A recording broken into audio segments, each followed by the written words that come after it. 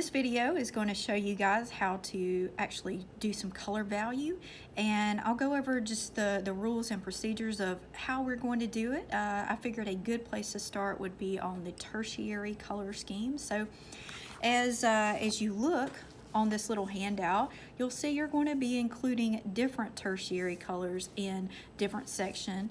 And as you know, you start over on one when you run out of sections. I think you run out of them on the sixth one. So I'll be going back and forth with some different things here.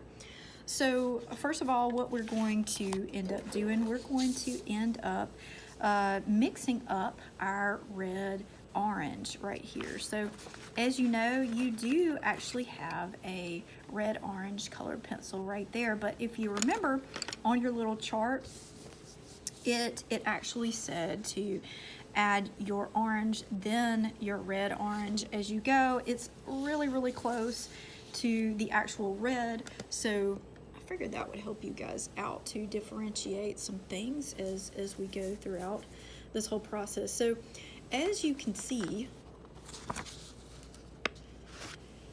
this is actually curving this way. This little section, you have your different sections where this is going out this way. So this is convex, I guess, and this is concave right here, so that's going in, and then convex, concave. So it's like every other one. So what you're going to end up doing as you go throughout your sections, you're going to take your lines.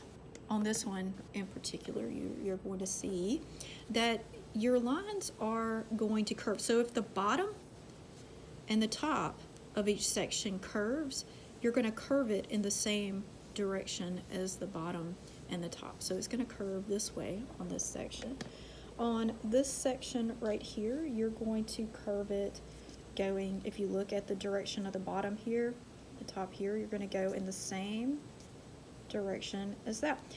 These lines that you're creating help to give it that 3D effect. It's what we call, you are creating hatching.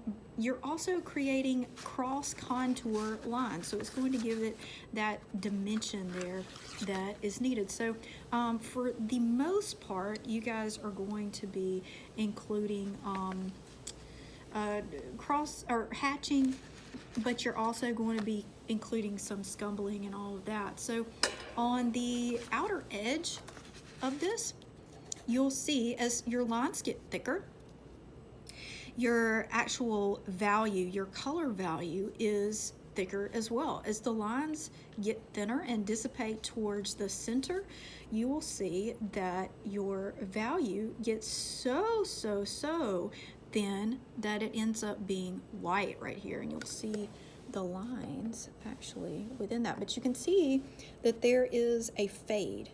You go kind of heavy right here, and then you let up right here with your lines, and then it will end up letting up so much that it will be a gradual white. You're not going to jump from one to the next. You're going to have that gradual change in value. So I'm going to start here with the lightest color right here is going to be my orange right there. Let's see here. Okay, so I'm going to be, like, when you look at this, I'm kind of making my lines. I may have to turn this way to let you see what's doing. So my lines initially, and I'm just going to make kind of lighter lines as I go. I'm just doing some hatching lines, and I'll do them about the same on either side right here.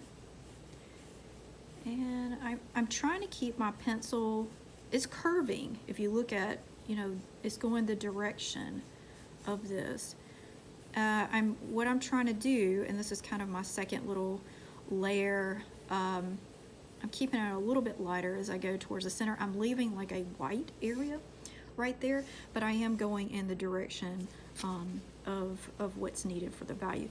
So after I apply my initial coat right here, I'm going to go just a little bit thicker. You can, if you need to blend some things, you can take your pencil and kind of make your little circles, but I'm just layering as I go, and I'm remembering as I get towards the center that I'm going to let off a little bit as I go. So the purpose of the orange really here is just to give it a little bit of a base color.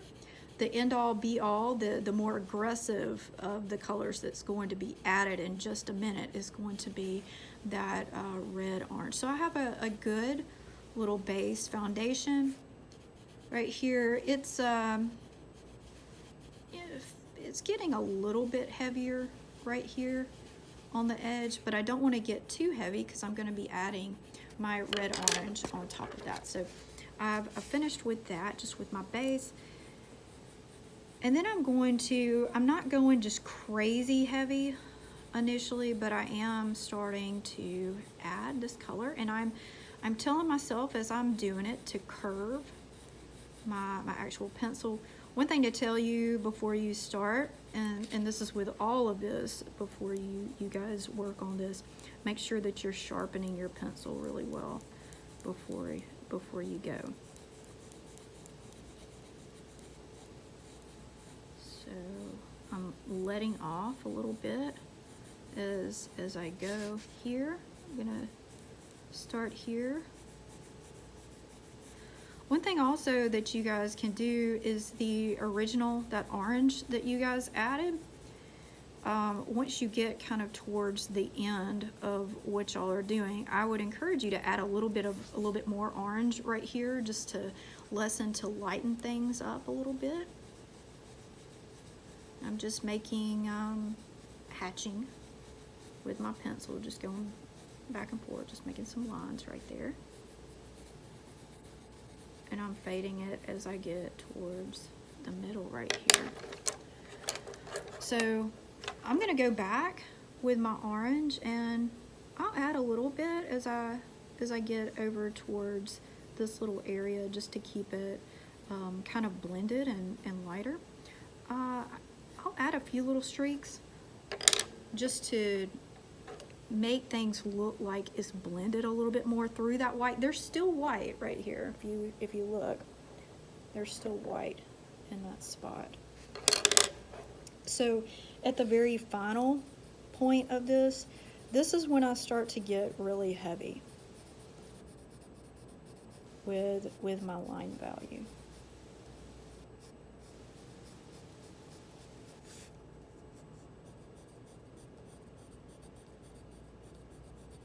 You can see the main objective is you do want to show some lines here with your value. The lines will help to make this thing look 3D. You want it to be transparent in the middle.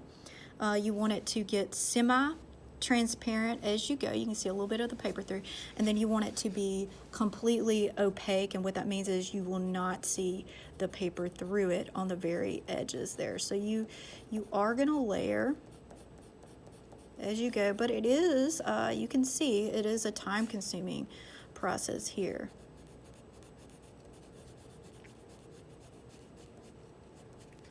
Now, if you, let's just say, and actually this does look good, but if you went a little bit too hard on any of these sections, you could take your eraser and fade out anything that needs to be faded out. Let's just say you went a little bit berserk in some spots. You can do that. It does help to blend a little bit if you need to do that. You can also layer your original color, that orange, if you feel like you need to show a little bit of a difference there in your work. It also would help to blend the two colors that were added here. When you're working on this, obviously you're going to, at all times, you're going to add your lightest color there. So keep that in mind. You can layer again with your lightest color if you need to, though.